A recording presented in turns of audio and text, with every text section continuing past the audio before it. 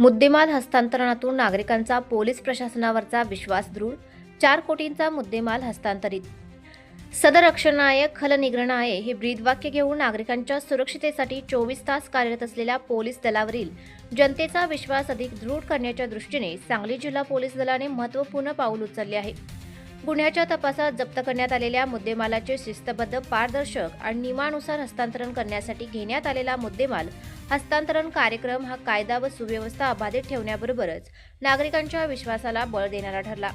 कार्यक्रमाच्या अध्यक्षस्थानी कोल्हापूर परिक्षेत्राचे विशेष पोलीस महानिरीक्षक रंजन कुमार शर्मा होते. पोलीस अधीक्षक तुषार दोशी व अप्पर पोलीस अधीक्षक कल्पना बारवकर यांची प्रमुख उपस्थिती होती. खरे क्लब हाऊसच्या सभागृहात झालेल्या या कार्यक्रमास जिल्ह्यातील विविध पोलीस ठाण्यांचे अधिकारी, कर्मचारी व मुद्देमालाचे विश्वस्त मालक उपस्थित होते. यावेळी विशेष पोलीस महानिरीक्षक रंजन कुमार शर्मा म्हणाले, गुन्ह्यांना प्रतिबंध आणि घडलेल्या गुन्ह्यांचा वेळेत छडा या दोन्ही बाबींसाठी पोलीस दल कर्तव्यदक्ष आहे. कायदा व सुव्यवस्था राखण्यासाठी विविध उपक्रम हाती घेतले जात आहेत. केंद्र शासनाचे पोर्टलच्या माध्यमातूनही कारवाई केली जात आहे. आज 134 तोळे सोन्याचे दागिने, 40 किलो चांदी व 283 मोबाईल आणि 24,500 किलो बेदाणा असा जवळपास 4 कोटी रुपयांचा मुद्देमाल परत देण्यात येत आहे. या माध्यमातून नागरिकांचा पोलीस दलावरील विश्वास निश्चितच वृद्धिंगत होईल असे ते म्हणाले.